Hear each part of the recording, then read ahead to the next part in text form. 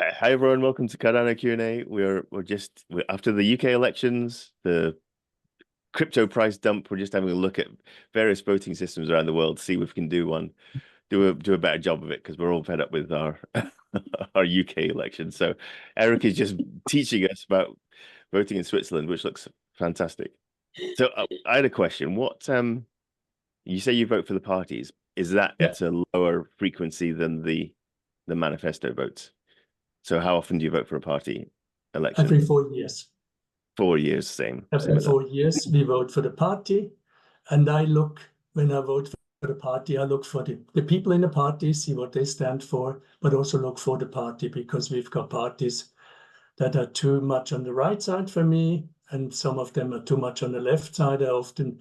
And then we've got green liberal, and so I look for that. I look into that and what their programs are. And then after the members of the parties and the members of the parliament, they elect the 7 ministers every 4 years. And the 7 ministers, they are professionals. But the party people and in the village, that's all, how do you call it, militia system? They work like our town mayor. He's only 60% employed. The rest, he has his business. And also the other members of the town government. There's only, well, there's a few employees, but the leaders, they work. That's a militia system. And then we've got our 4 elections a year, and we elect on issues, as Archie said. I didn't know the word. We elect on issues like an increase for the money for the train system, more roads, or new referendums, new laws, and so on. Yeah, that is. By militia, I think it sounds like you're talking about municipal. We would say. So that's like we call it milites. Milites, they're not full professionals. Right. So they're actual local people with real world jobs that get to help decide on local issues. This is well, that's what I do, Eric, because I'm actually on my local parish council for my village. So it's the lowest level of government. All of us are volunteers. We don't get paid. So no, these people do get paid, of course. Like if they're 60% working for we call it a village where I live, but there's 18,000, and in Switzerland above 10,000, it's a town. Yeah. Size-wise. But let's say the village I live in, our mayor, he's employed. There was just a vote recently, a village vote, where we got together. And that is, I'm not quite sure, I think 4 times a year.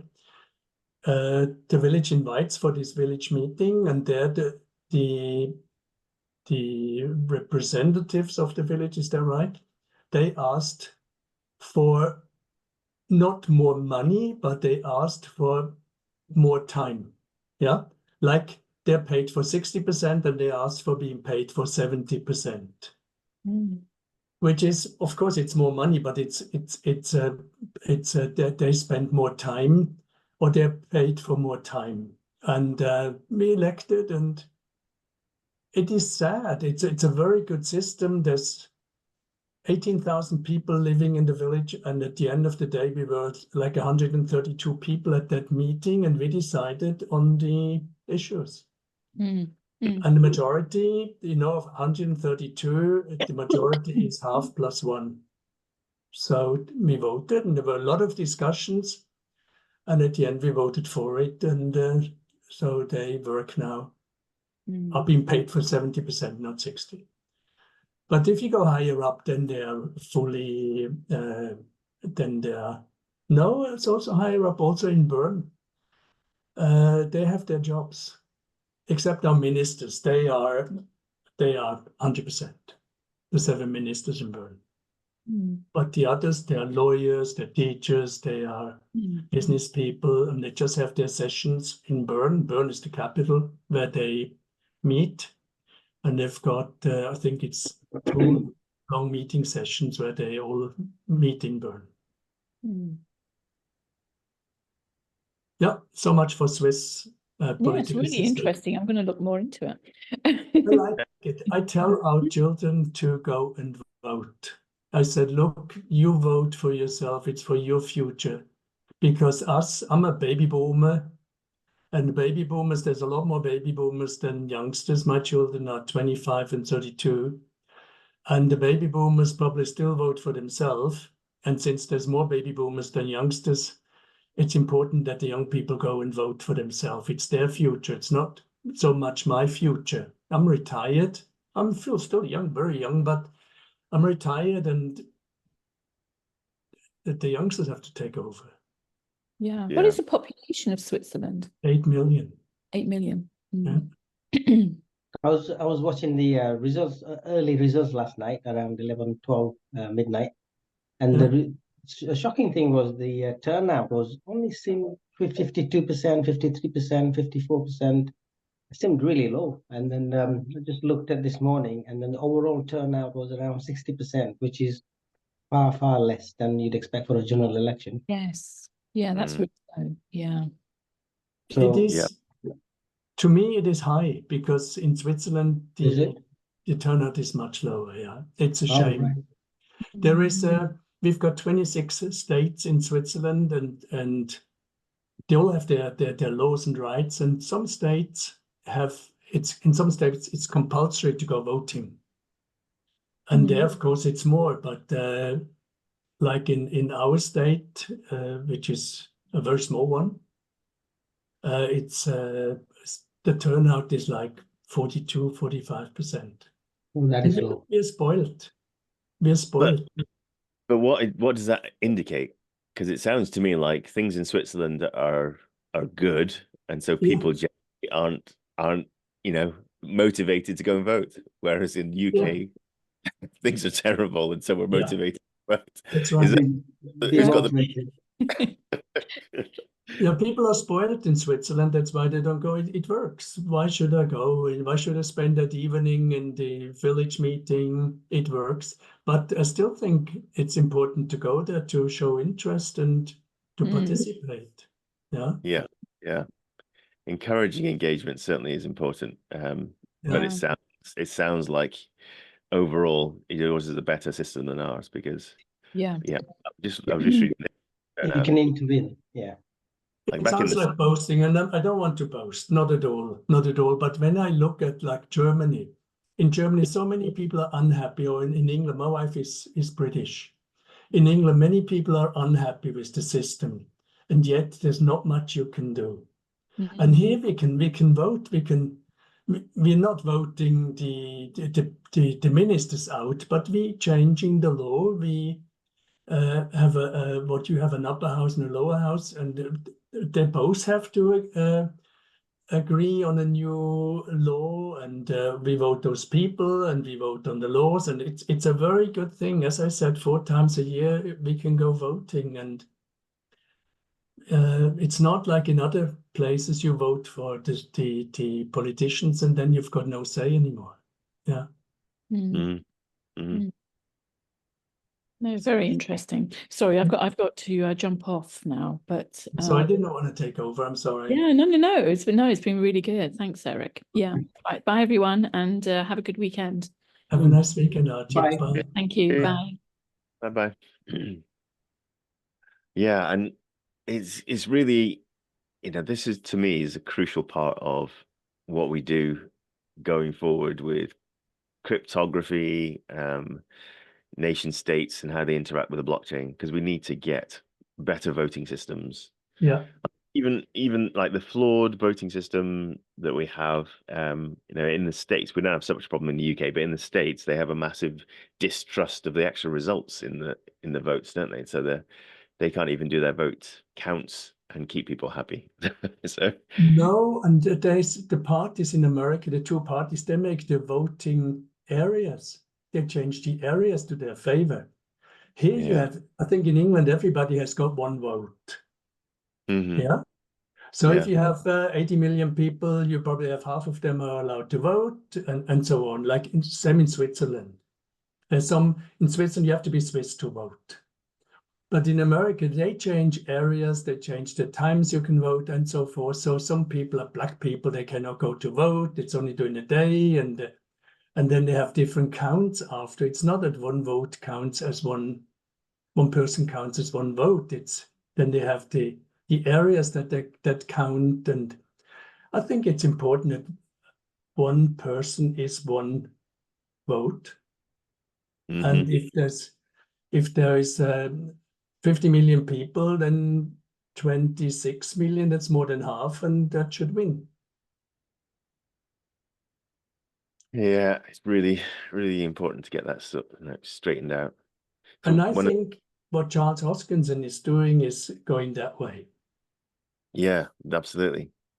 So what's exciting about that in particular is that the Cardano Foundation, which is the non-profit organization behind Cardano, so it manages, currently it's sort of responsible for making sure that the whole of the Cardano ecosystem heads in the right direction. Mm-hmm. And the conversations are happening between Frederick Regard, who's the head of Cardano Foundation at the moment. He says he's spoken to states, governors and so on and so forth in the US about their voting system. So there is potential, it looks, to have blockchain style voting in the States for too long, maybe. And in terms of Cardano, we've got a very strong ties with Argentina. Yeah. Now we've got a very active community, Cardano community in Argentina, and so Mauro, who's a young lawyer, who's been sort of raised up in the Catalyst system, he's now managed to get Cardano Foundation and IOG talking to ministers in Argentina, and they're signing agreements to work with each other on various things. And of course, with Javier Milei in Argentina being such a force of nature, really. He's something else, isn't he? I think there's a whole load of potential for seeing Argentina as having a radical shift, bringing in new voting systems, making the whole of government more efficient. It's one easy way to do it is just delete 50% or 80% of the departments. Certainly that's one way, but to actually bring government reform and see how that works over the next decade or so in Argentina will be a really good blueprint for then how we can maybe up states, UK, certainly. Switzerland might not need it, but yeah, we're struggling over it. Switzerland is very big on crypto. Yeah, Switzerland's got more than 1,000 crypto companies. Crypto Valley, they call it, don't they? Yeah, that's where I live, in this area. Yeah, and when you're based in your area. Yeah. Or when you arrive in Zurich Airport, it's all over Bitcoin. It's all over. The whole front is sponsored by it. But I find it good what happens in El Salvador. I think the first time they had positive results financially because they're not dependent on the dollar so much. And that's good results. Yeah, it's looking very positive for El Salvador. And if I mean, one of my big hopes is that developing nations actually start to leapfrog the North, because that's probably where we'll see some of the major global issues actually start to get resolved. And poverty is so rife when there's absolutely no need for it anymore. Our systems are so good at farming and all the rest of it that why on earth do we still have hungry people? It seems insane to me. Yeah. So actually, if we can empower developing nations, Latin America, Asia, Africa, with the ability to sell their product to the North directly, one-to-one, peer-to-peer, take the retail market rather than just trying to battle the global market, the geopolitical market. I think there's a massive potential for change, for radical change. And certainly Charles Hoskinson's vision has always been that way, and Cardano's going that way too. You started talking about, sorry, the proposal you started talking about was in Congo, was that right? The Catalyst one? I think it was Congo. Yeah. I'm trying to Yeah, there's one in Congo, onboarding program in Republic of Congo. Cool. I'll have a look at this. Sorry, you were going to say something. That's something else. No. No. Okay. I find it. That's why I looked through it. I'm not reading it all, but I looked through this one just to find out how it works, and it looked very good because they need money. I think it is this one that have to look again. They have very bad internet connection, so they need a projector, a video projector. They need a whiteboard and things like that. And all of it was something like 36,000 ADA that would help them to start that. Yeah, I think it's that one. So they could work with the youth and they could train them and. Perfect. Yeah. And this is from, so the organization backing a lot of the African proposals is the West African Decentralized Alliance. And they're really active in Ghana, which is my, my father's birthplace. And Okay. I'm very interested in everything, all the proposals that are related to Ghana in any way, shape, or form. I have a good look at. But it's superb as well. I'd love to see Congo. So, I mean, it should be the wealthiest nation on earth. Yeah. As a result. And yet they're so poor. Yeah, criminal. Absolute. It's just, to me, that is actually, the impact of evil on the world, and we don't tend to use that word in our modern scientific communities, but I think what happens to, wealthy nations in terms of natural resources and the subjugation and the stealing of their assets is actually evil. And we've been doing it for, hundreds of years now. Well, so, hundreds of years. With all the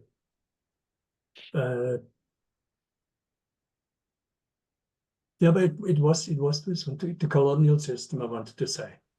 Sometimes I don't know the words. Yeah, that's right.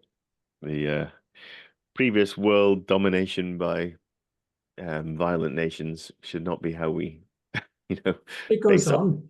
It has a different name. Yeah. It's not a colony anymore. It's like I was in Asia this spring, and there I saw how China is taking over. Unbelievable. Yeah, they pay and pay and pay, and after the countries get a new train, a new airport, a new road, and they can't pay it back, so China takes over the area. Yeah. And also in Africa. It's less violent, but it's still the same globalist, global domination approach, isn't it? Yeah. But I think this is the system that I looked, or this is the request I think I looked at. And if I would want to vote for this, how would I have to do it? So that's where we started. We were going to look at. So just going to add that proposal to my list of ones that I want to have a look at, see if my vote. So if you I was saying that you probably missed the chance to register to vote for this fund, but there'll be another one in a couple of months. So getting registered now is still worthwhile. The best website to get started is projectcatalyst.io. And I've put all these links into the Discord after the call. So okay, great, thank you. Yep. But this is a nice, tidy website by the Project Catalyst team. And if you come to the top and click Get Involved, then you want to become a voter. Is the link for you.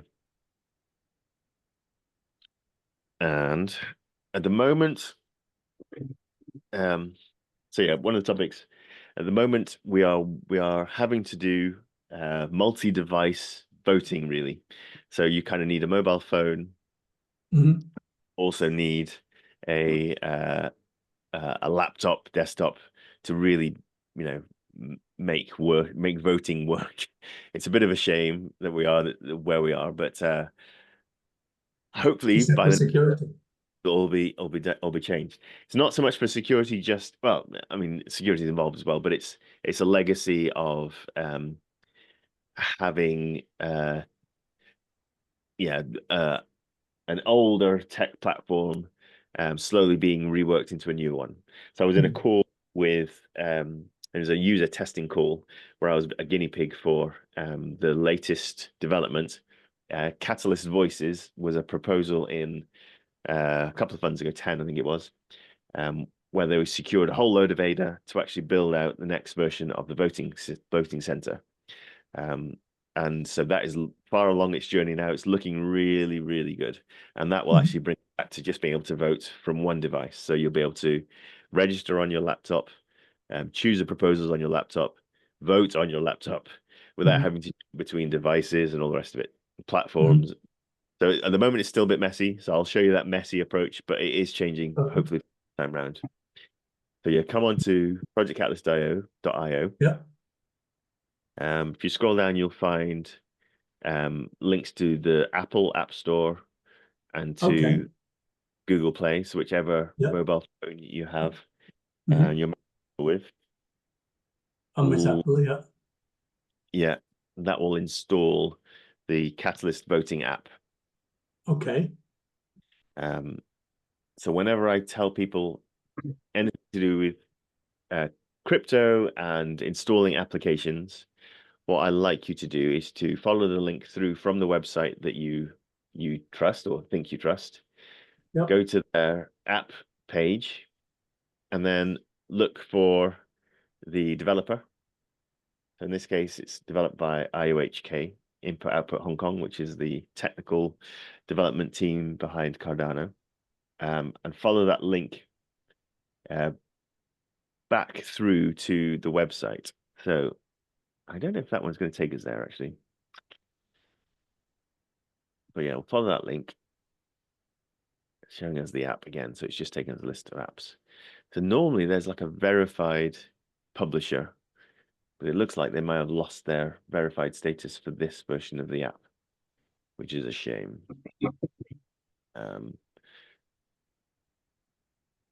But that'll just be down to how young this version of the app is. So the only due diligence you can really do is just check that the icon looks good, that the link through to this is showing the same app. There's no verified icon, which is what I like to see, but they don't have one for this time around. But yeah, this is the right page, so you can then install on devices. It's already on my phone, so it's not letting me install it from. But that button will normally be active for you. Follow it through, install the app, and then you'll end up with it on your the voting app on your phone. And in fact, what I might try and do is get on my phone onto the Zoom call as well.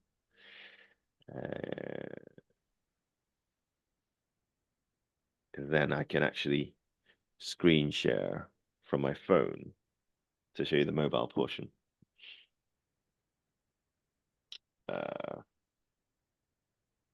Not going to let me, I don't think. I'm going to try and steal the whole call from my phone. Unless I can log out.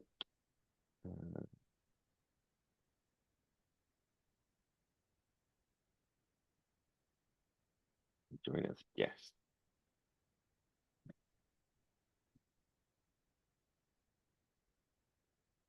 Might take me a little while as I try and get the link over to my other phone. Actually, let me follow that registration.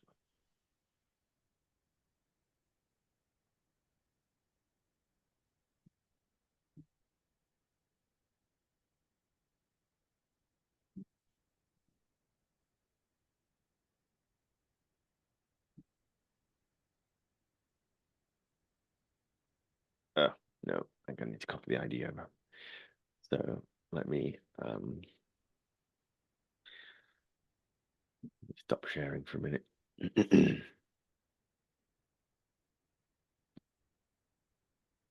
So just need to grab this link.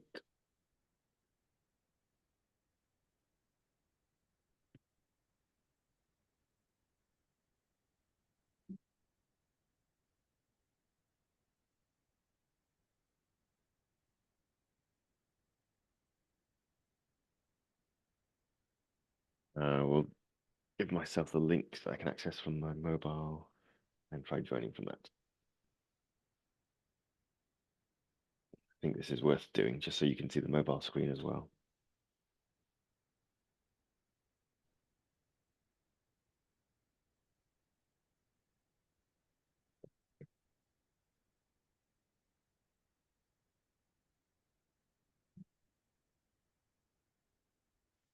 It's forcing me to sign in.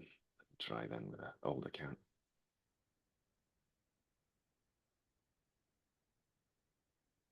Oh no, it's gonna steal. Recording in progress. Can I get both of them?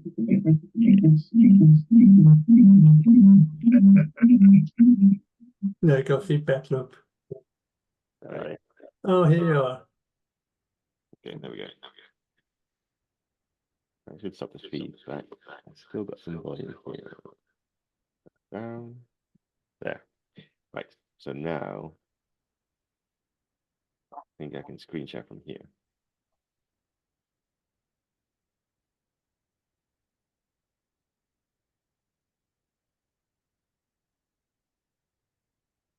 Yep. So I'll find my Catalyst voting app.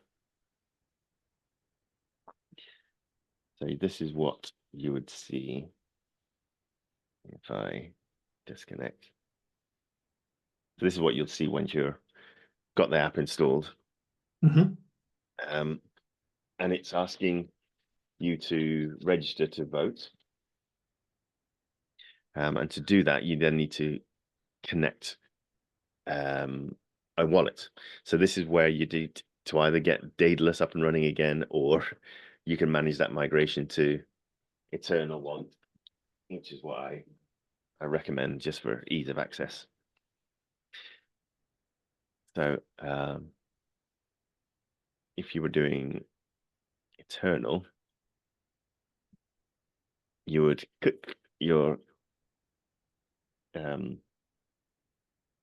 connect wallet button, and it's saying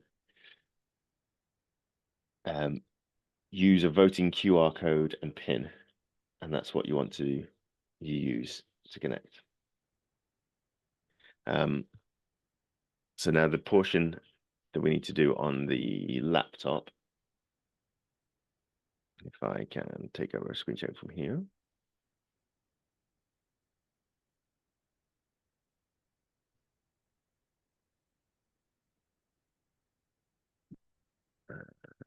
And you would get the QR code on the laptop to scan that.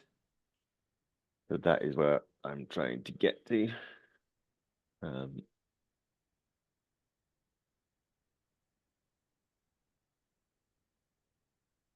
This is my Eternal wallet. So this wallet has already been set up. If you were loading your Daedalus seed phrase over into here, what you do is add wallet. Okay. And then what you want to do, because you already have a seed phrase, is restore wallet. Add wallet, restore. Where is restore? So let me go back. Add wallet, and then 4 squares in the middle, restore wallet. And in fact, what I should say first is that you want to install the Eternal browser extension first. So that's the best way to manage a wallet, a hot wallet, is to have it installed as a browser extension rather than just visiting the website. Because when you're on a website, you're sending data across the internet. When it's actually installed as a browser extension, it's staying on your machine. I would find it on Google as an extension. So yeah, when you come to eternal.io, which is the website for Eternal Wallet, it will look just like the wallet, but it will actually be the website. And so the first thing you would do on this screen is go to, so if you've got Google Chrome or one of the variants of that, like Brave wallet as well, you go to the Chrome Web Store. If you're Mm-hmm. using Safari on Apple or something, you would go to the App Store. Mm-hmm. And then that'll take you through to the App Store. That you can see the wallet icon. You can check, like I was just saying, that's the verified icon to mean that the publisher is known. This little badge. Mm-hmm. Follow that link back through to the website. And then, you've done a full circle. You've seen, I've come from the app, I've gone to this Play Store and come back again. And that's what I recommend. It's worthwhile doing, just to make sure everything is as it should be, so you don't install the wrong app or something like that. Yeah, yeah. So if you're doing Apple App Store, this is where you'd go. Yep. And then, I don't know why it's speaking to me in German, but for some reason Apple thinks I'm German today. That's because of me. Well, I don't know how, because you're on a different Zoom call the other end of the world. I don't know why it would think my computer would be German all of a sudden, but there you go. So yeah, once you've got the browser extension installed, then you'll see something a bit more like this. You click on Add Wallet, then Restore Wallet, and then it's asking for the length of your seed phrase. So you've been around long enough. I think you said you've got a 15-word phrase. Yeah. So you would say 15 words, next, and then it's asking you to type in those 15 words. So here would be things like next and all those different words. And then you would click continue. It would ask you to enter a spending passphrase. So your passphrase is what you use to sign transactions every time you go to spend some ADA or interact with an app or to register to vote. And so when you are doing that, you are creating a shortcut, really, to be able to, instead of having to put your seed phrase in every time, your seed phrase is remembered by your browser, and it can form transactions and then let you sign them with a spending passphrase. So you always have your seed phrase as one thing and your passphrase as another.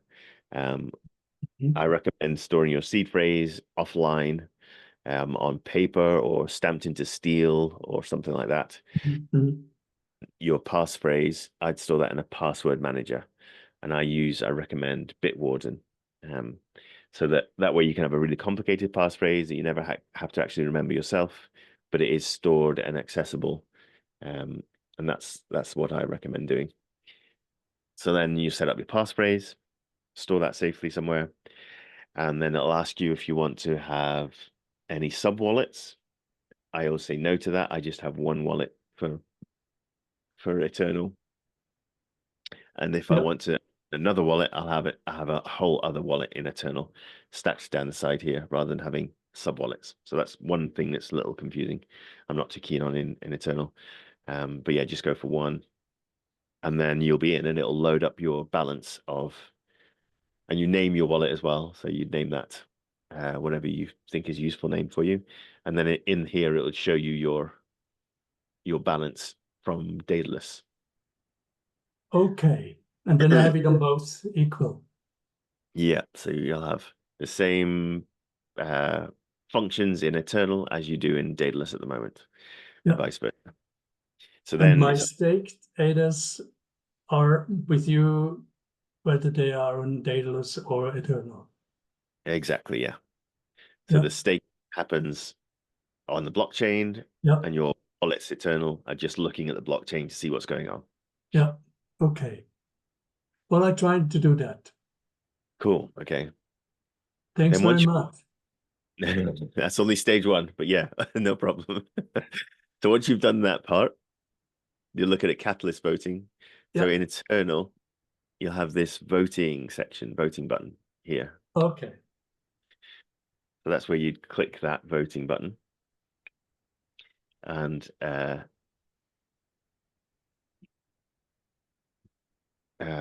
I'm already registered to vote, so it's going to look a little different for me. So how can I do this? If I jump to pre-prod, give me another wallet. I don't have one, so let's just create one quickly.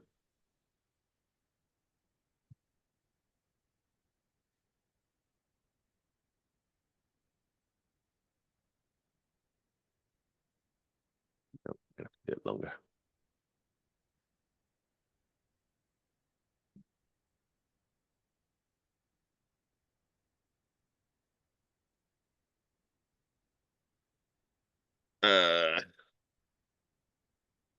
Yeah, it's going to take a little while, but it's worth doing still. Yeah. Tell me, your password manager is called Bitphrase. Bitwarden, I use. Bitwarden. Yeah.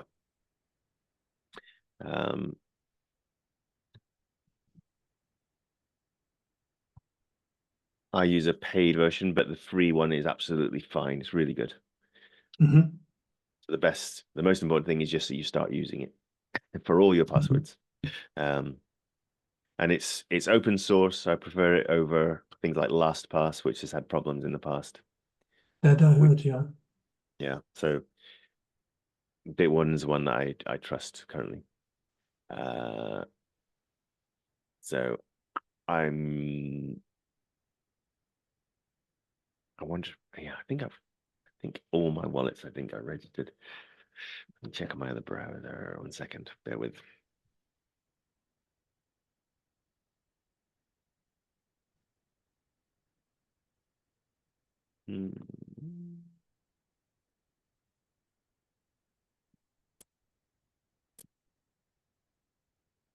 Is it?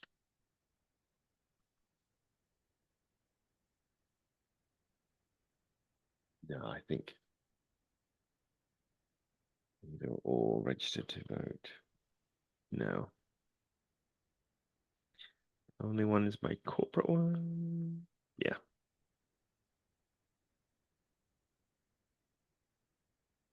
Okay, well, let me try. See if I deregister or re-register or something from here.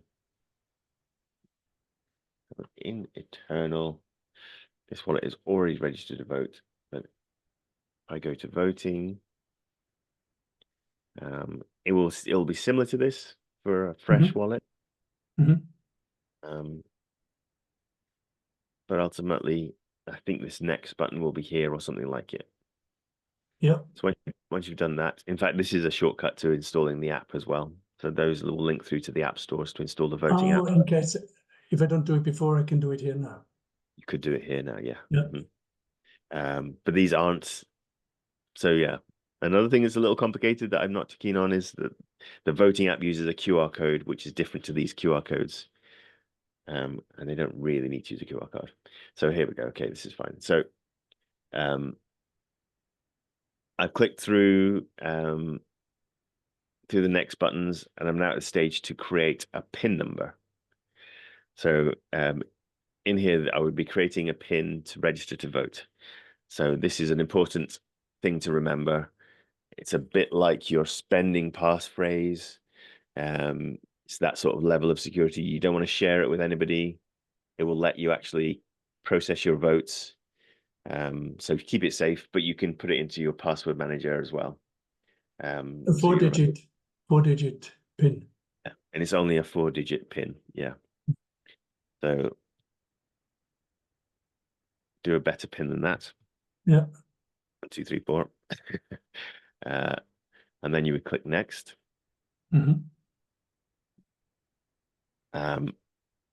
Yes. So the other thing is that your balance needs to be above 500, and my wallet doesn't have above 500 at the moment. So I don't know how far I'll get with this process.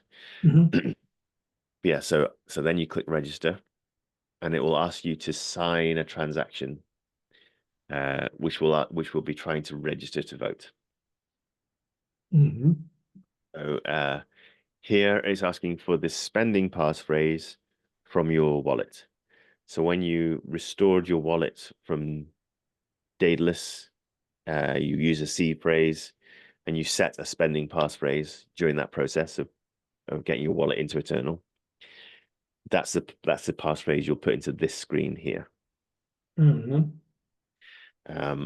then once you've signed that transaction, which I'm not going to do so I don't spoil my existing voter registration, then then it And you will. have to do 500 ADA.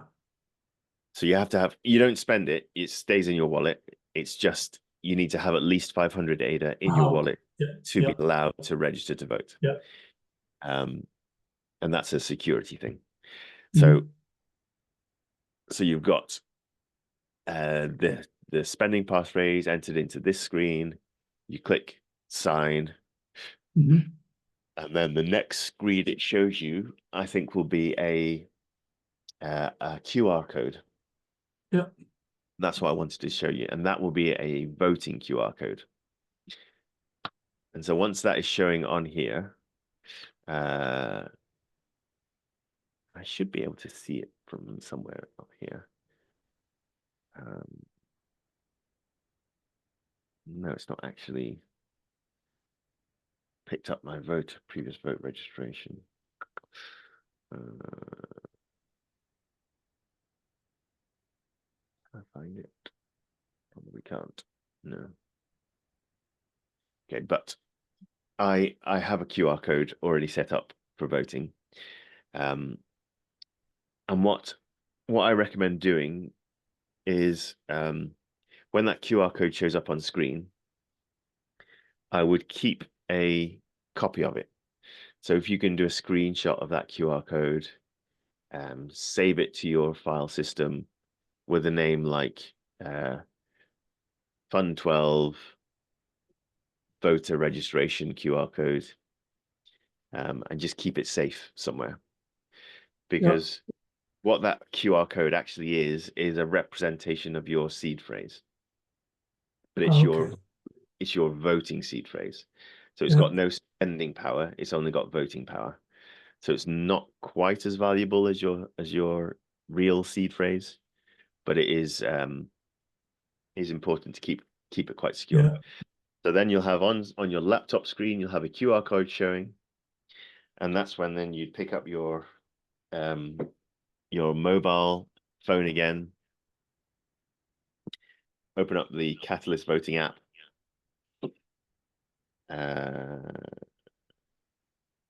which I can show you. Actually, let me just try and find. No, I won't be able to find the QR code, but yeah, it will show a QR code at this stage. And then you would go to your mobile voting app.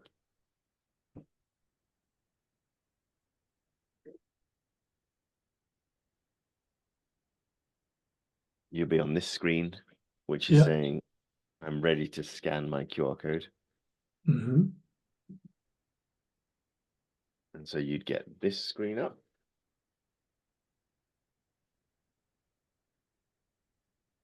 And I have my QR code stored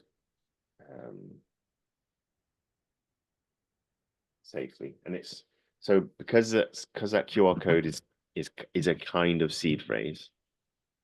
It's another thing you should always keep safe and secure. So don't share it with anybody. Don't let it show up on a Zoom call or anything like that. I could vote with your QR code. Yeah, because anybody that has your QR code, they would actually have to know your PIN as well. The 4-digit. Yeah. But yeah, they could actually steal your vote power effectively. So we don't if I have, let's say I have 1,000 ADA and you've got 1,000,000 ADA, do we have the same voting power, or you have 1,000 times more voting power than me? So at the moment, the vote is all done with your ADA amount. So yeah, I have more vote power than you. All the voting systems at the moment around Cardano.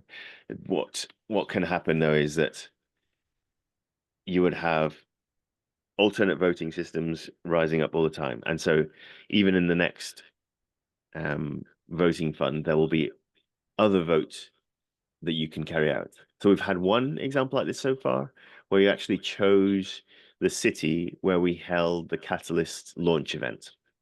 And that was put to a one registered voter, one vote. So it wasn't using all your ADA balance, it was just using your voter registration. And so that's an indication of where we're going with things. So it won't always just be a plutocratic system where the most ADA wins. It will be a case of making it a bit more secure. So I would take my mobile phone, I'd point it at the screen, laptop screen, at the QR code, which would then scan. And I'm going to stop screen sharing so I can actually do that. I don't want to share my QR code on screen. Yeah. And then I will grab my, why is that still sharing? There we go. I will grab my QR code quickly.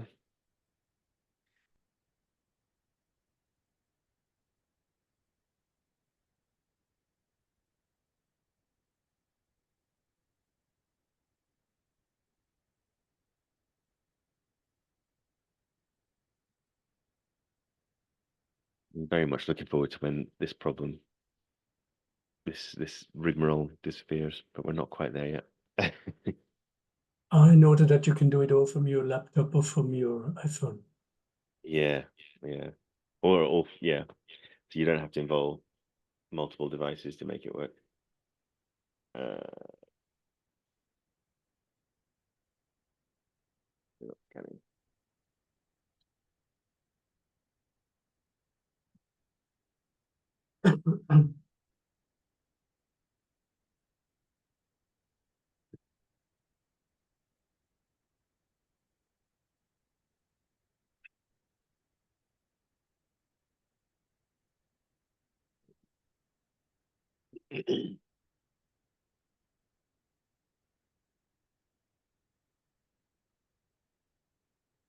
Then I can screen share again.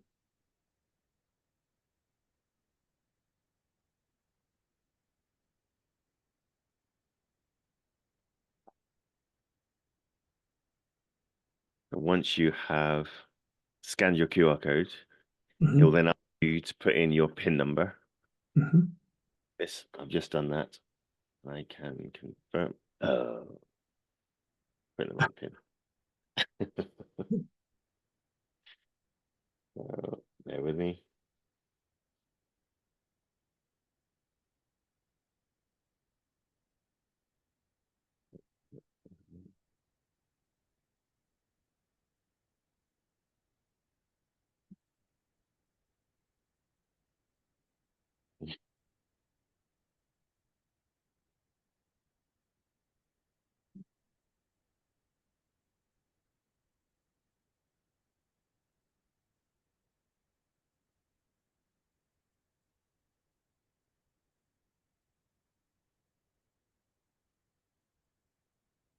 So once you've successfully put in your PIN, then you get this screen. Yeah. And I would be okay now to vote or to wait for the snapshot for voting.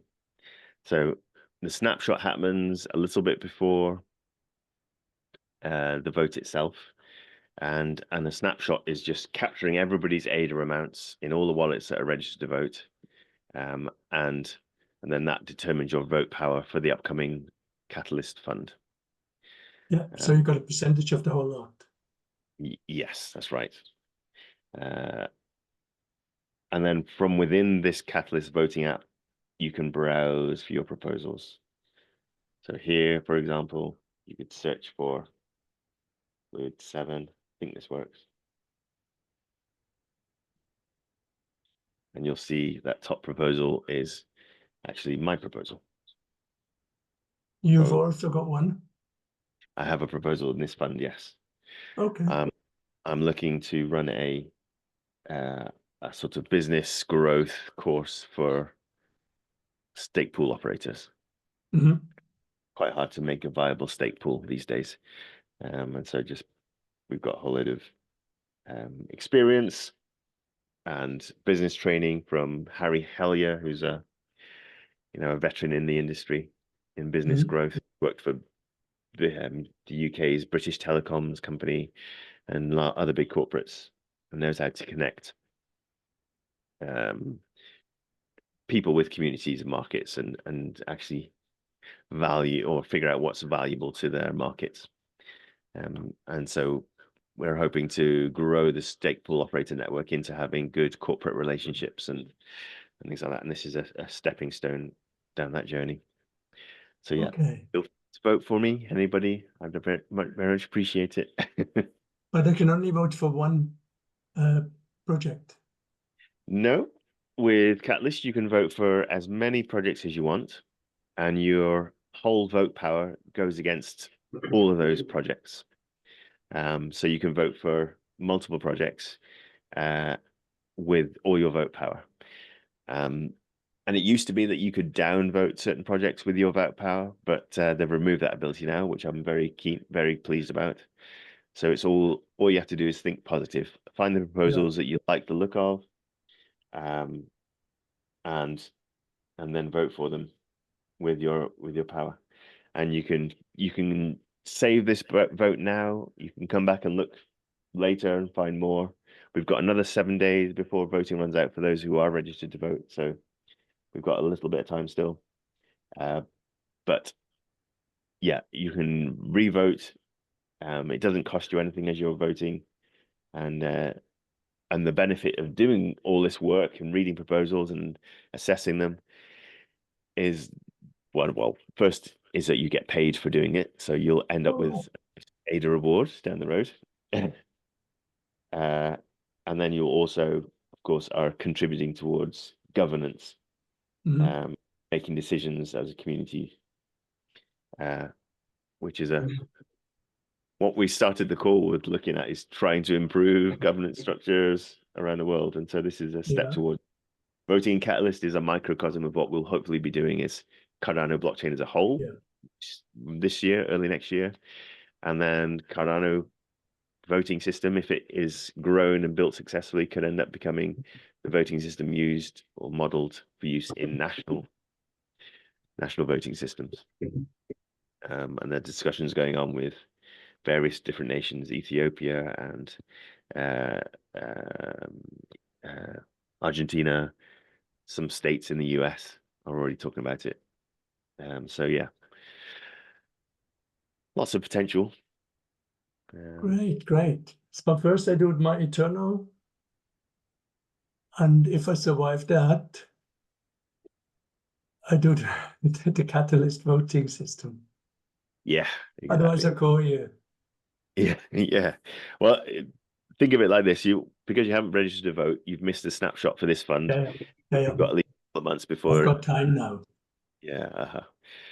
And and if you can be set up for the next fund, then you'll benefit getting a bit more back, and being able to actually vote for the projects that you get enthused by. So like that Congo one. Great. Thanks very much. Rick, I found Eternal's wallet really easy to download, and then it takes a bit of a guidance to look around. But once you're used to it, it's actually a really good wallet. It's got lots of data on it. Yeah, I think it's a very rich experience in terms of what it's capable. So it's a little daunting at first in terms of complexity, but yeah, really good to get to grips with. Isn't it dangerous to download or to have to use it in case you use the wrong, how do you say, the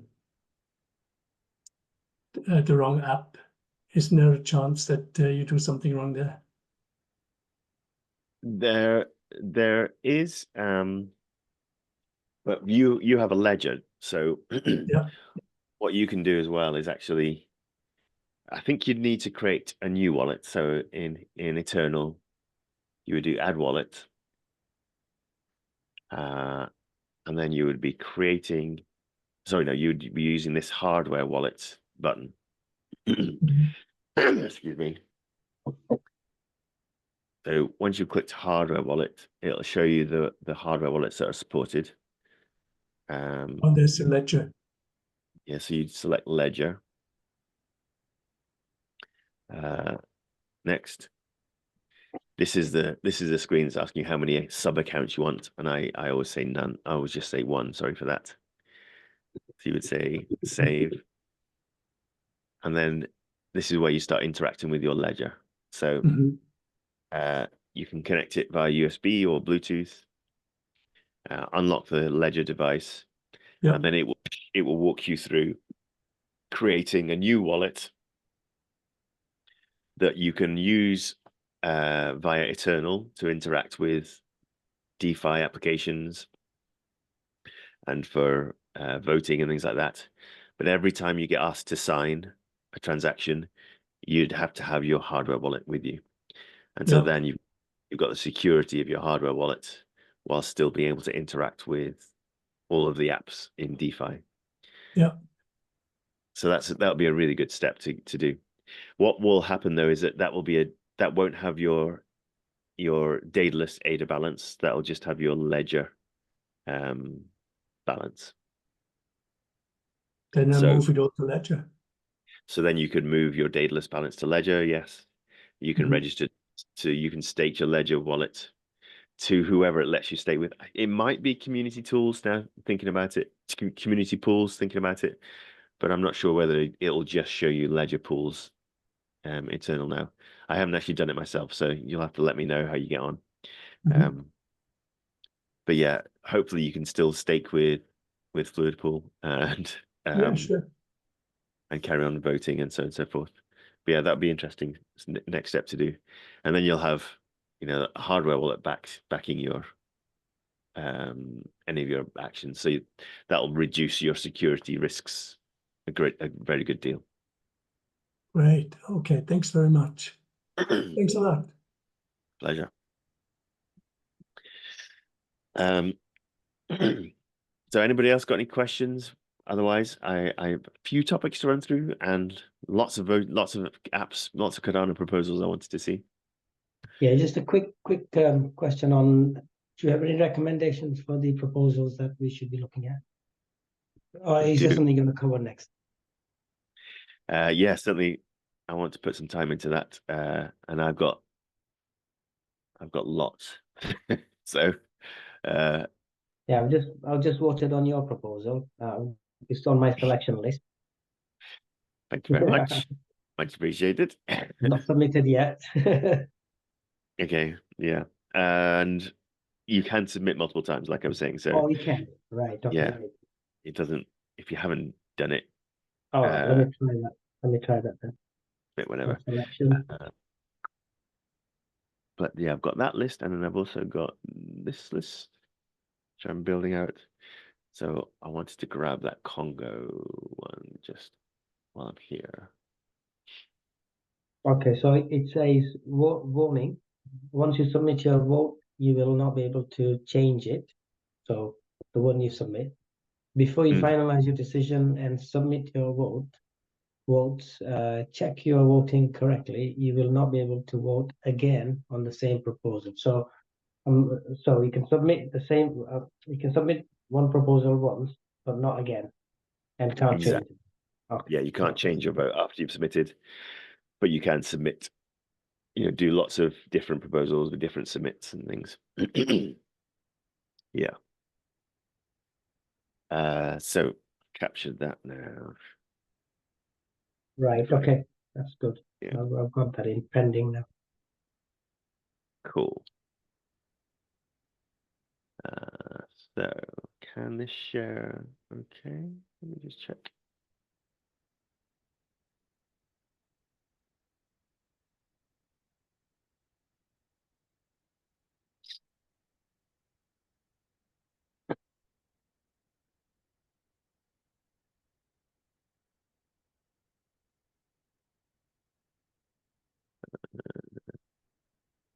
Yeah. So this is our Discord server. And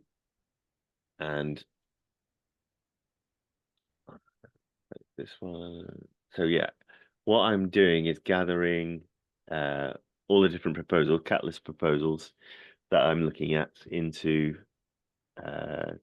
this tech community channel, and I'm dropping them into this post here. Okay. So let me just update that with my latest list. And it's a pinned message. So if we do start conversing, and it gets lost higher up, then you can always come to this pin at the top of the screen. So once you're on tech community, click the pin at the top and it'll find this message again. And you can jump to it. That's really helpful. Yeah, it's a good little feature. Bit buried, but it's useful. And so then you can look through all these proposals. They're linking off to the idea scale platform, which is not my favorite platform, but it's currently the standardized one that everybody certainly can access. I actually think Lido Nation has got the best browser for the Catalyst proposals. So I do all my filtering on Lido Nation, but I actually store the ones I'm choosing on Catalyst, on idea scale. But yeah, what I've got is a good selection of proposals to look through. And so if you are registered to vote for Fund 12 and are looking at or want to see a list of proposals that I have an opinion on, or I'm looking at considering voting for, then this is a good place to start. And there are something like 1,200 proposals in Catalyst altogether. So there's no chance we're all going to read them all. But if we can actually, together get our activities together to try and look at them, then we've got a better chance of actually coming up with some good decisions between ourselves. So it wasn't here. Where did I store it? On this one, yeah. And then just last night, I was looking through some other projects which I haven't actually got onto that list yet. So this is Lido Nation, which I use to browse proposals. It just has information presented much more nicely than on idea scale.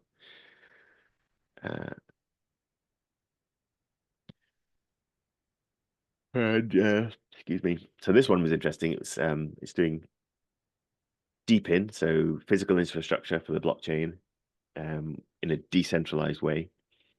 So anybody can run a node on a deep in network, and this is going to help unlock new revenue streams for stateful operators. So just like some of us are in this OrcFax opportunity where we'll be running an Oracle node and earning from that Oracle node. Any stateful operator could be doing that for any of the different deep in projects out there. So this is going to help create some infrastructure around state pool operators and all the deep in projects that are out there. So I think that's a good idea. So that will probably get my vote as well. The developer behind it, I didn't actually know, I don't think.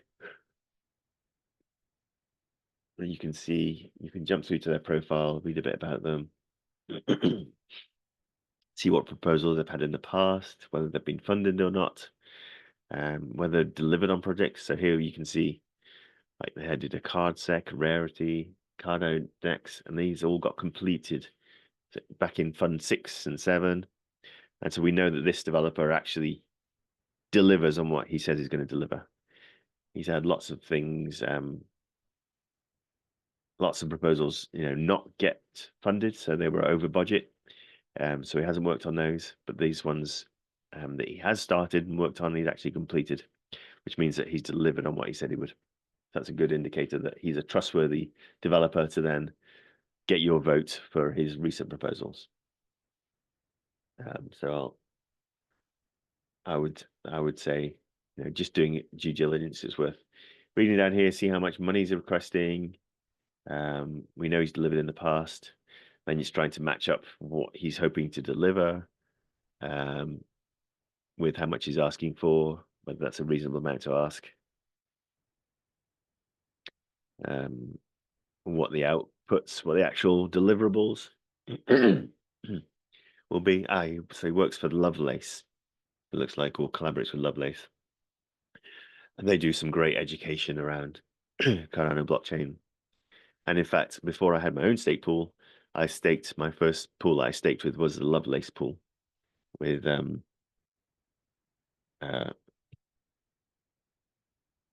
dear, I forgot the name. Completely lost me. Anyway, she's a great pool operator. She was the first female stake pool operator as well. So I was staking with her. And the Lovelace project does a whole load of education for people new to blockchain. So yeah, that's deep in. And then I've got all these ones that I'm going to add to that list on Discord once I've had a read through and vetted them a bit more. But all these ones are titles that attracted me in, or had operators, developers behind them that attracted me in. And so I'll get all these together as onto that list. The downside is that even though we have that list on Discord, when it comes to actually putting the votes in, you have to use a voting app. Search for the titles on the voting app to then be able to select them and cast your vote. So it's a whole rigmarole to do it. But yeah, the more you can do, the better. But don't beat yourself up if you don't get through the list.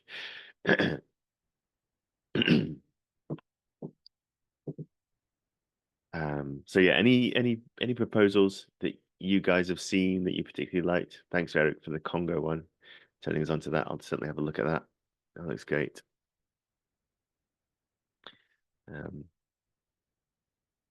Yeah, just scanning down my Discord one. Things I would like you to look at closely are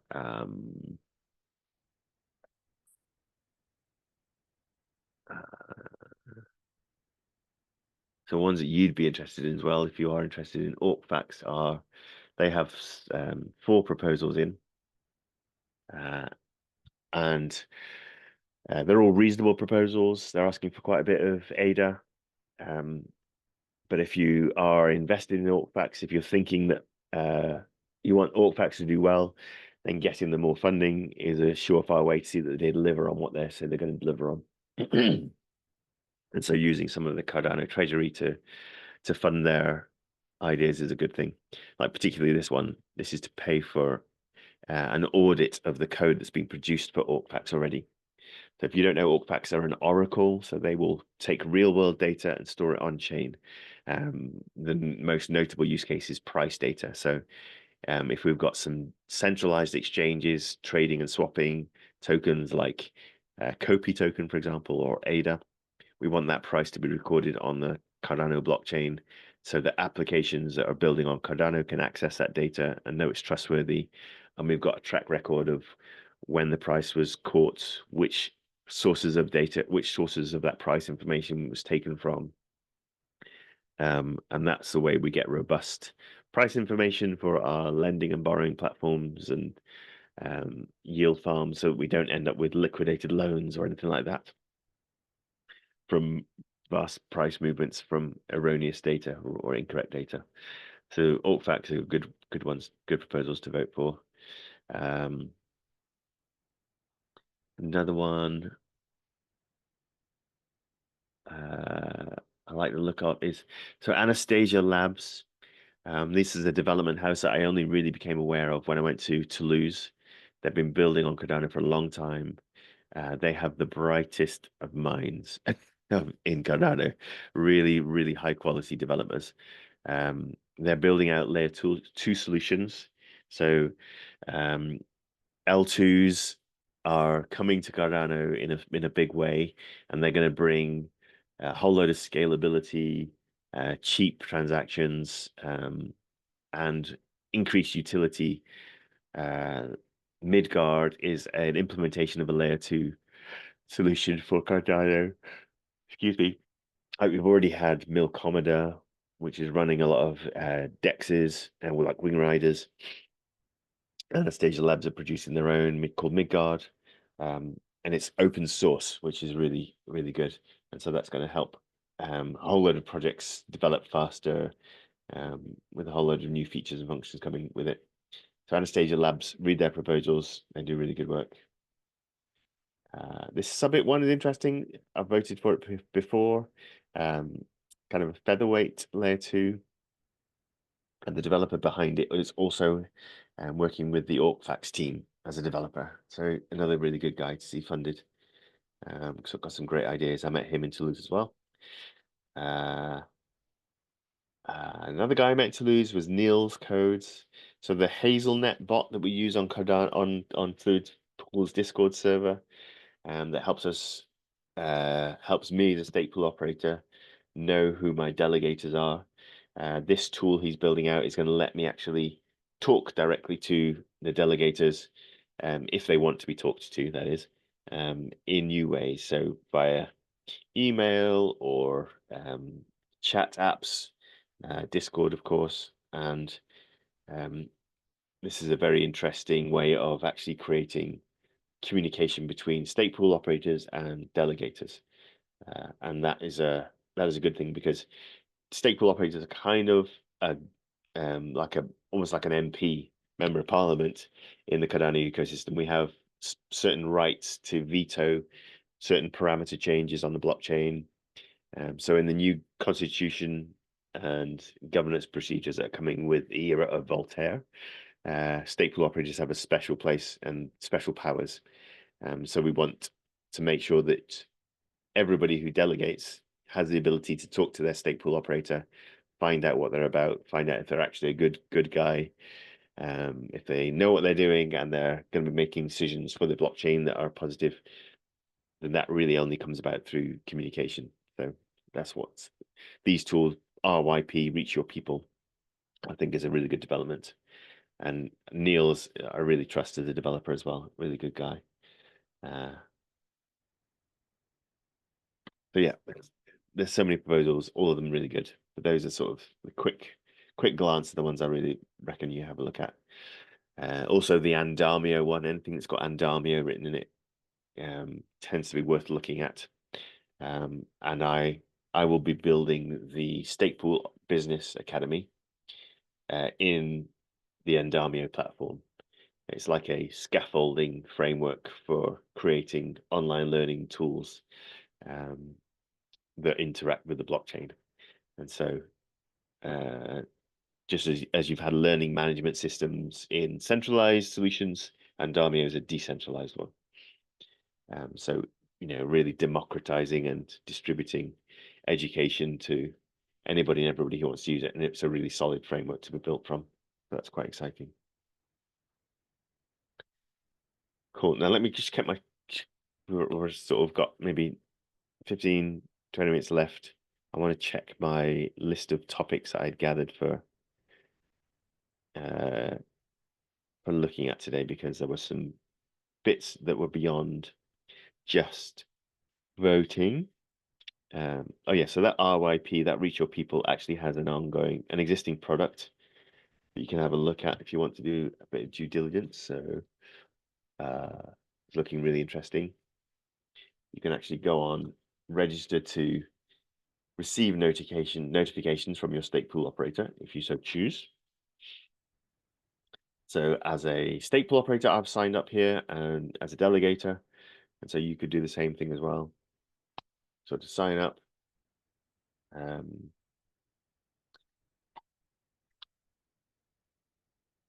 just give me 1 second. Someone's at the door. Sorry. Okay.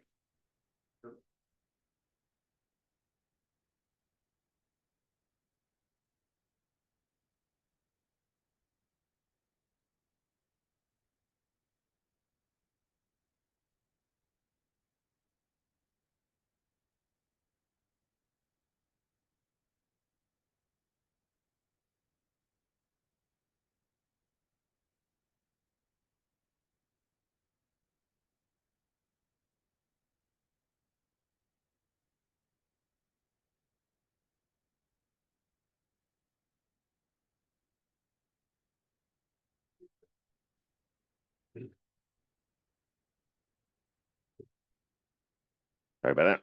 I'm back. So yeah, you can register with RYP, Reach Your People, and you do it by connecting your wallets with a DApp connector. So maybe as a quick little demo, I can show you that in action.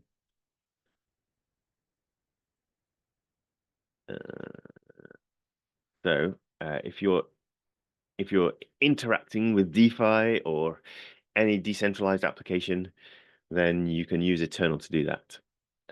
So what you do is come into your Eternal wallet, select the wallet you want to allow to talk to other applications, and you click this plug icon top right.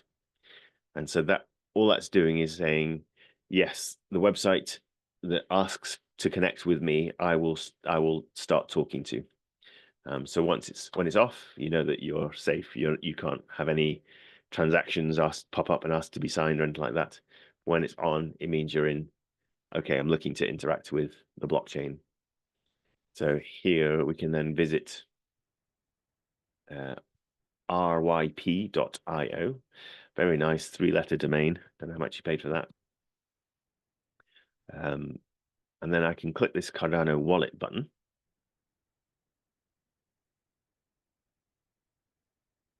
And it will let me connect a wallet. So I can connect Eternal, and I can detect Eternal through a hardware wallet as well. So if you are a Ledger user, Trezor, or any other hardware wallets, you can actually interact through Eternal wallet. I'm just going to go for the hot wallet. And that's popped up a transaction window. But if you look at it, and this is one thing you need to start to immerse yourself in as you're interacting with DeFi, is looking at these windows and getting to grips with what they're saying. So this one is saying the dApp, the ryp.io dApp, is asking to connect with my wallet to prompt me to sign transactions. But this one is not asking me to sign anything. It's just granting access. So I'm happy to grant access to Eternal. And then the next window is asking me to actually sign a transaction. But what you can look at down here is that there is no actual spending information. So instead of actually signing something that's got like a negative figure, as in it's taking some ADA or some other native tokens out of your wallet, there's none of that information. They've only got verifying your wallet with a hash key. And so all this is doing is saying, I'm signing a transaction to prove that I control this stake key. And that's the way that it will then use to identify me as an individual. And so I'm going to sign that. And I'm not spending anything. There's no risk of losing any funds. I'm just signing to say, yep, you're free to know who I am in terms of my stake key. So I'm going to grab the spending passphrase for that wallet.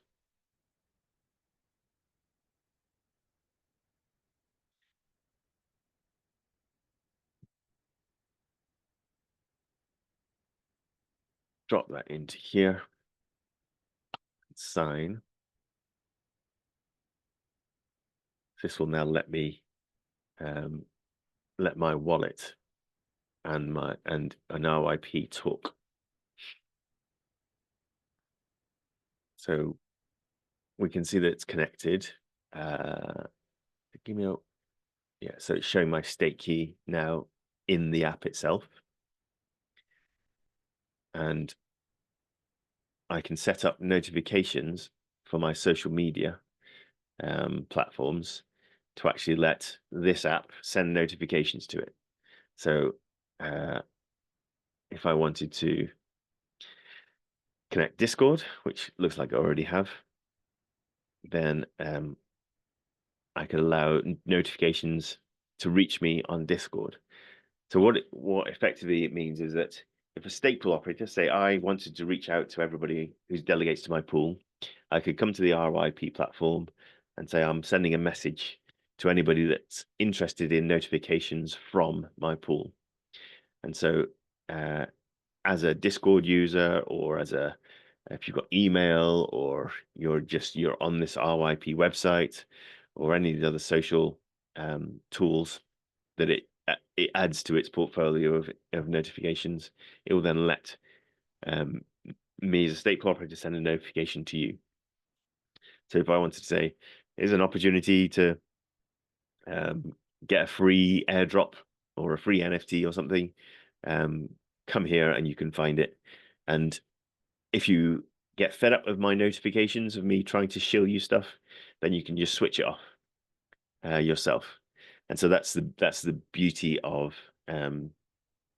this way of doing things in a decentralized way, is that you don't have to hear anything from anybody you don't want to. You're allowing people to talk to you rather than them being able to talk to you and then you having to block them. Do you know what I mean? So it's a pull rather than a push system, which is great. So you can come and play with this. There's no spending transactions on here at all, I don't think. So you can feel free to play with it without risking anything, and a good platform for getting used to interacting with dApps. And so this has actually found all my wallets that I had registered through the Hazelnet bot, and added them all into this one account now. So it's managed like a central management place for anything you've done with Hazelnet in the past, or Vibrant as they then became called, and now RYP. And they'll be adding to this list on how you can actually receive notifications and manage them. You can do it through mobile phone SMS as well. So that's a new one. If I wanted to receive text messages from my SPO, I could do that too. And I could add other wallets in as well. Wallet. Is this only for Cardano, or is it for other wallets? At the moment, it's just for Cardano, but they have a Catalyst proposal in asking for. So in fact, that's one of the ones I put to Discord, I think. So this proposal is to create a cross-chain integration. So that then will allow you to add in other chains, other blockchains as well. So you could effectively register your MetaMask wallet or something with RYP, and then you could receive. So if you're staking on Ethereum or Polygon or Algorand or Solana or anything like that, then you could, or there's a project that you're interested in, you could say, I want to receive notifications from this project through that one interface, but actually manage it from, you're in control rather than those projects. So you're never sharing anything with the projects. You're just saying, I want to subscribe to those sort of feeds. But yeah, so it's going to go cross-chain as well, which is quite cool. Because we like interoperability. We don't want to create a walled garden. We want these blockchains to talk to each other. But it's not set up yet, right, to connect to other wallets? Not yet, no. But if they receive the funding for it, then yeah. Niels works really quickly, so I'm sure within a few months we'd have the ability to talk to other blockchains as well, which is cool. So again, this is how we as a community decide the direction that developers go. So we can decide to fund Niels to build that or not. So if we don't like the idea of having multiple chains talking, we can not vote for him. But if we do, as a collective, we can vote, give him some funding for it from the Treasury, and then he'll build that technology, and it will be available for everyone to use and everyone to build on. Because most of the projects on Cardano, on Catalyst as well, are built open source. So often that's quite another important thing to look for: is it going to be open sourced or not? Because if it is open source, then other developers can then build on it, and so we start to grow the intellectual property that is run, owned, and managed by the Cardano community. And that's how we get better, more robust software. So just like I was saying previously about LastPass or some of those other password managers, even Ledger is closed source. And so I much prefer open source alternatives like Trezor, because you can go into the source code, you can check it for vulnerabilities, you can probe it and test it much more easily than a closed source solution. And so, yeah, open source is a very good thing. It also expands and grows out the reach that technology has, the length that it can exist for, length of time it can exist for and stay current. and be upgraded by anybody and everybody who's enthusiastic about that bit of tech. Whereas if it's closed source, it tends to be built. If that company survives, it carries on. If that company dies, all that technology, all that intellectual property dies with them. So open source is a great thing. Can I ask a quick question about MetaMask? I can try. Yeah, I was trying to move some coins around or consolidate all the little bits that I have, but I found it so difficult because I've got them on different chains. So hopefully this project will assist. I don't know, swapping, but bridging. I think I was trying to bridge and I never had enough ETH. I think I just couldn't figure out how it works. So I've got the Eternal wallet and it's a little bit confusing already. But it's about making things simple to use, right? So the interfaces have to be like more streamlined. Yeah.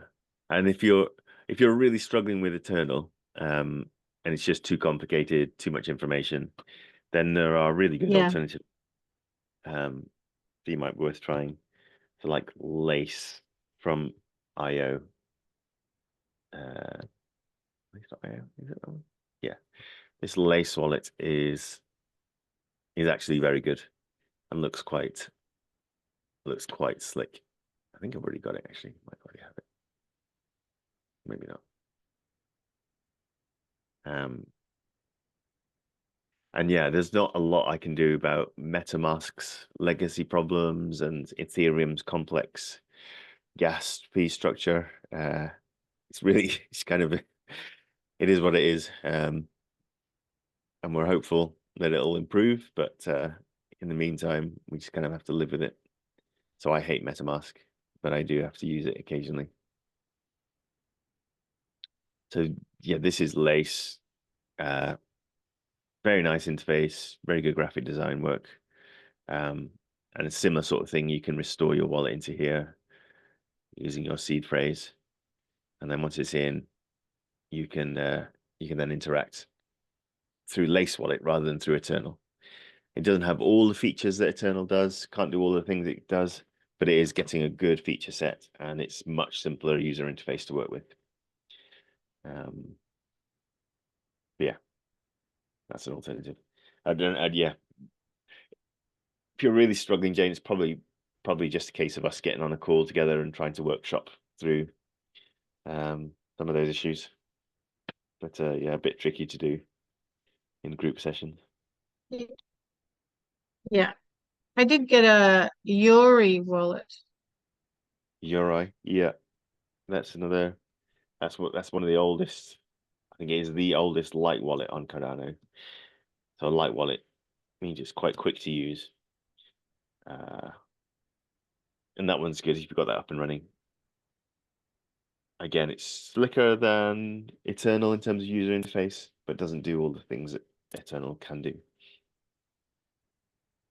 But yeah, another good So wallet. I put some funds in there and then I staked.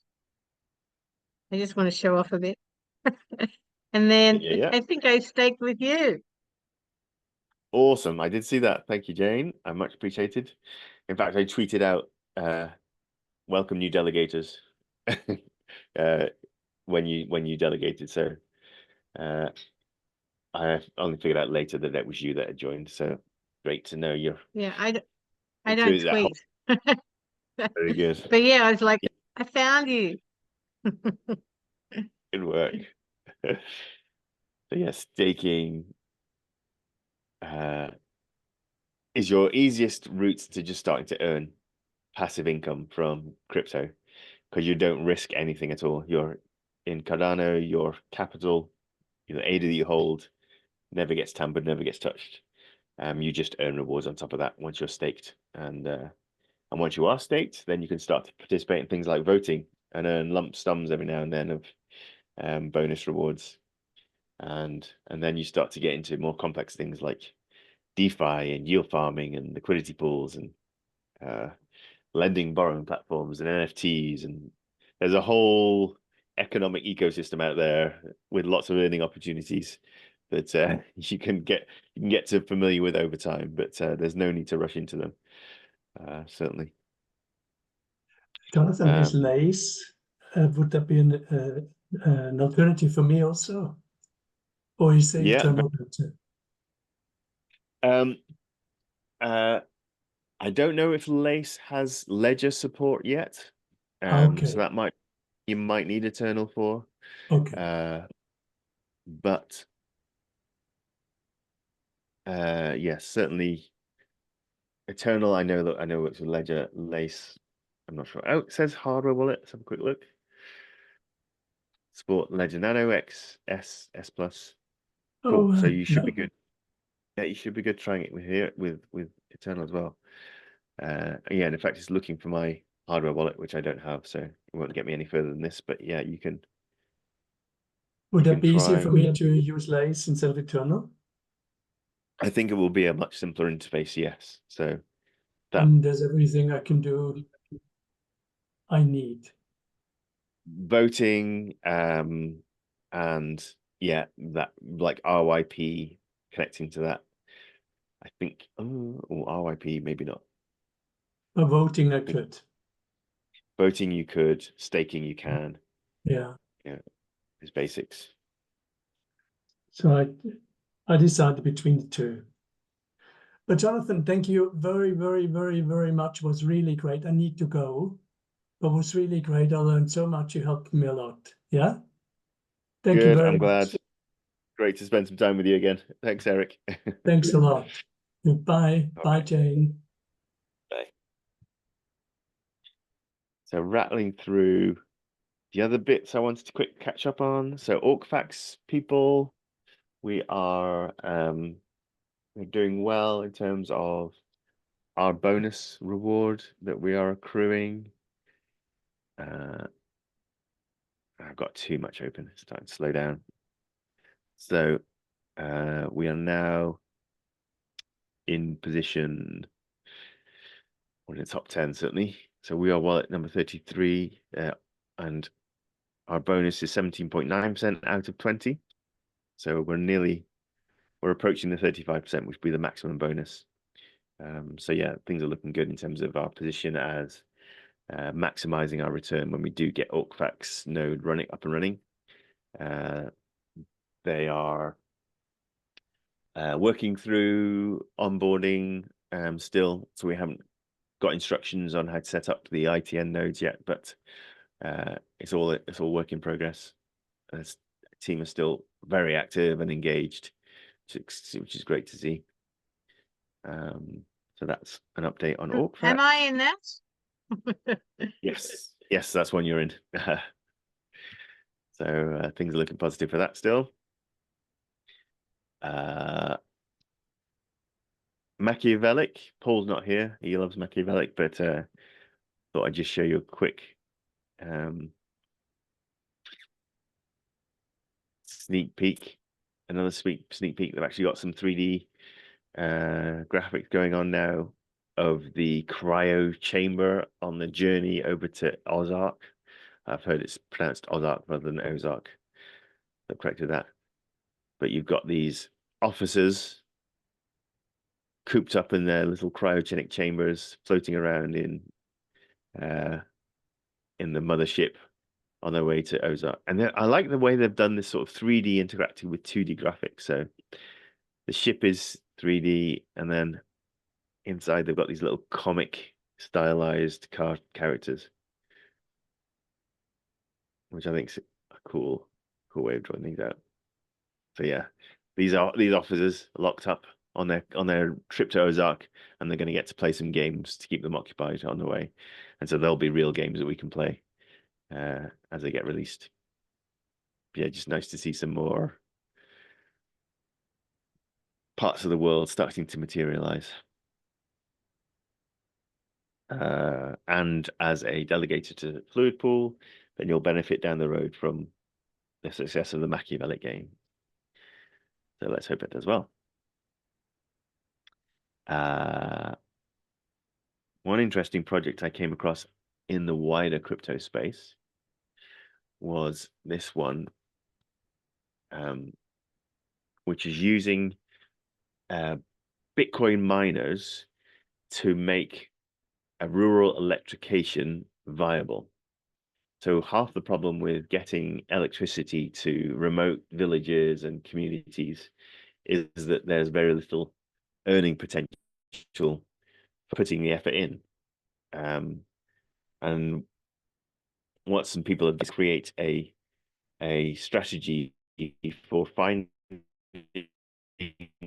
the remote electric micro hydroelectric plants, set them up in the mountains in developing nations, Latin America, Africa, and then install in their locations Bitcoin mining shipping containers. And so suddenly then you've got a use case for that power, because Bitcoin will absorb as much power as you can give it, and it will actually generate it will mint coins, mint Bitcoin, which will be more valuable than the electricity you've spent. And so it's a revenue stream then for that plant. And then the electricity that's being generated can be used to suddenly bring electricity to villages and communities in rural areas.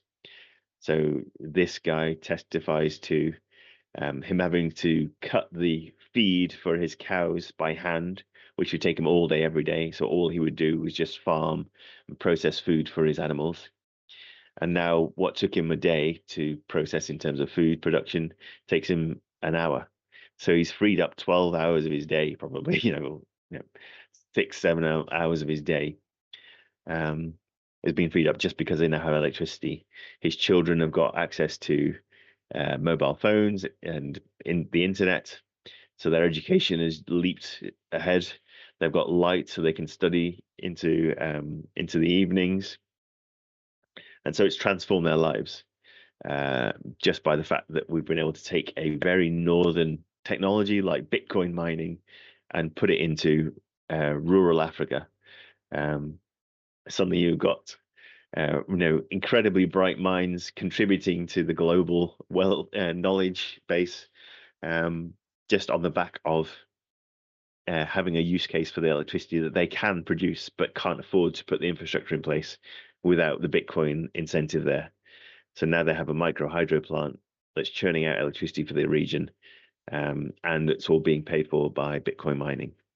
And so you're transforming quality of life for people around the world. And so this type of use case just makes my heart sing, because it's self-sustaining, it's not not damaging, it's improving the, we're not burning coal to produce to mint Bitcoin anymore. We're actually creating energy sources out of that exist that are, at the moment, rivers running to the sea aren't being tapped into, and now we've got an incentive to do it in these places. Really cool, and a great sort of sales pitch for crypto as a whole. So well done, Bitcoin. This week, put that link as well in the Discord, please. Yeah, all these will be in Discord link as usual. Well worth watching that video. Great, Thank great. You. Yeah, You'll great stuff. So one thing that happened this week that I did want to get you involved in, but it happened so fast, I missed the opportunity, is Optim Finance. I'm going to have to close something, so it's got to go. Let's close this down.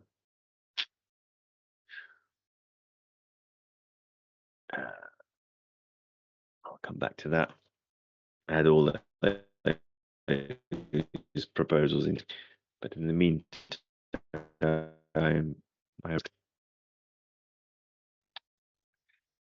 let me load up now.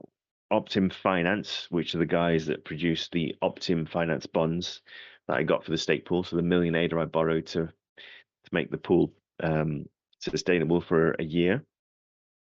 They've now launched their next product, which is a synthetic version of ADA called OADA.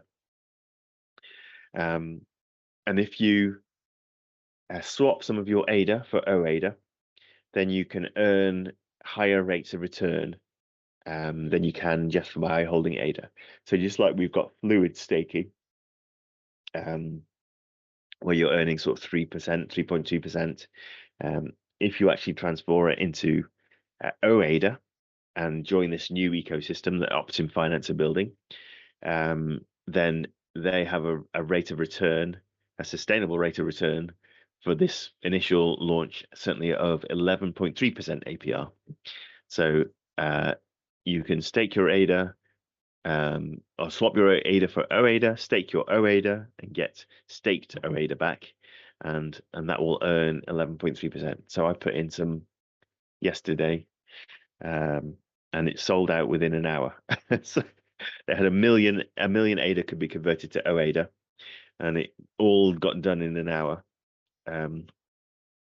So there's a governance vote for the Optim DAO going on now that will look to expand that out to increase the amount of OADA that can be minted. So they'll probably add another million in the next epoch.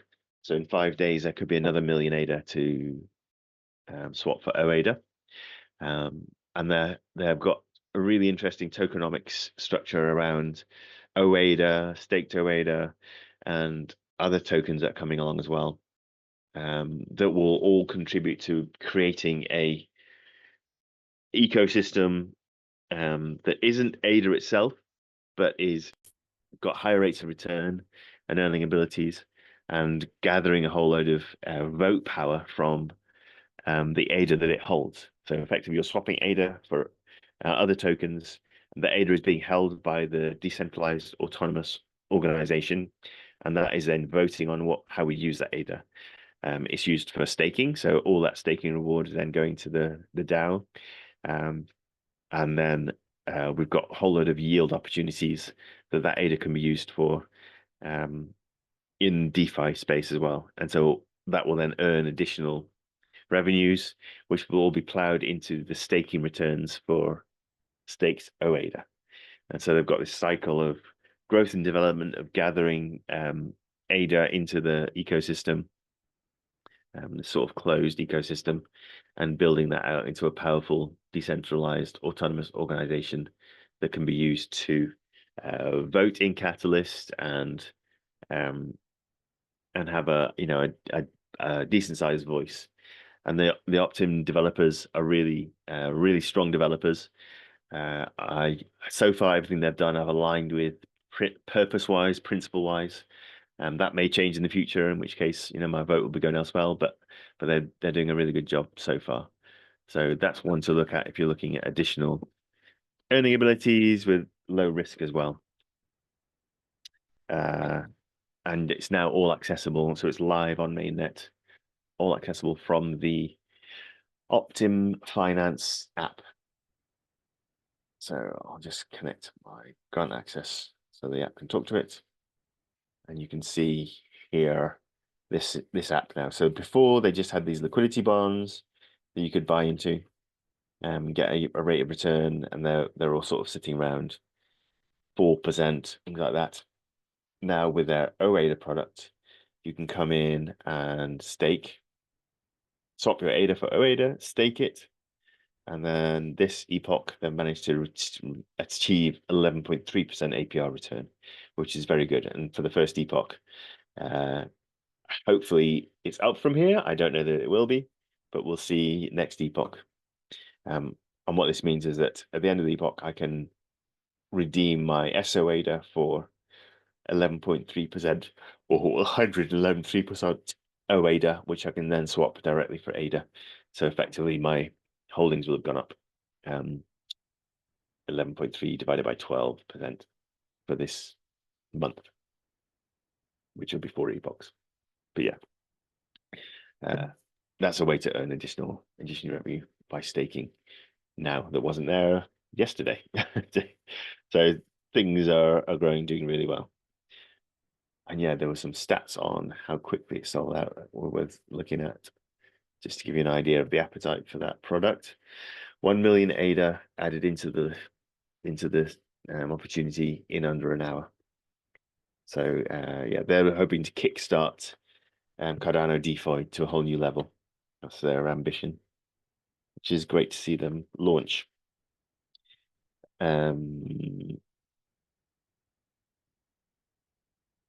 One thing I wanted to promote as well is another Catalyst proposal that I'll add into the Discord server, and that's Catalyst. The guys who run the Catalyst London events upstream, they've got a proposal in.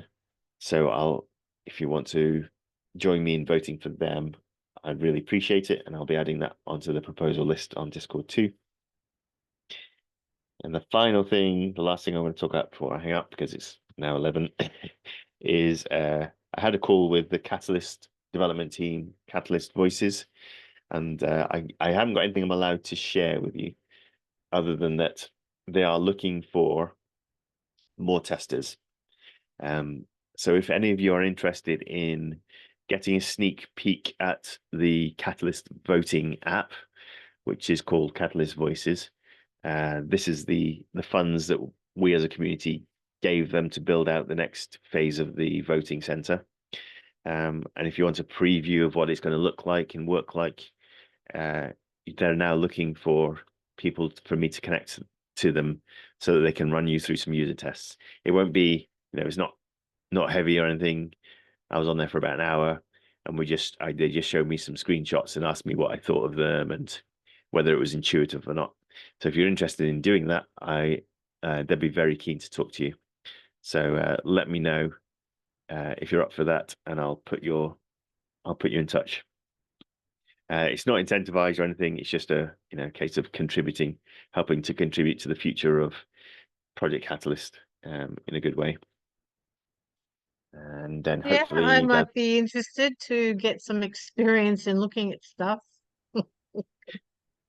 That would be awesome. I think you'd be an ideal candidate because they really want people who are new to Cardano and the whole Catalyst ecosystem, so have no prior experience, and just people who understand design would be really valuable to them. And so your eye, Jane, would be great on that. And then also they're trying to diminish the barriers in terms of complexity of apps. So yeah, you'd be brilliant. I'll connect you, and then we can see how that goes. And the guys on there, Mike McNulty, Niels Keif, are really good guys. Niels is a designer. He's a really, really strong user interface designer. And Mike McNulty is probably the most warm, engaging community manager has existed prior to him joining IOG. So he was just in the Catalyst community. A really good guy. He joined IOG, and now he's doing a great job for them, leading the product development for Catalyst Voices. So yeah, good guys to talk to, and great to have that connection going forward. Right, I've exhausted my topics. We've covered a whole load of things, and the video will be far too long this week, but that's fine. I'm happy for that. So thank you for joining, everyone. Any last questions, or if not, we'll wrap up there. Thanks for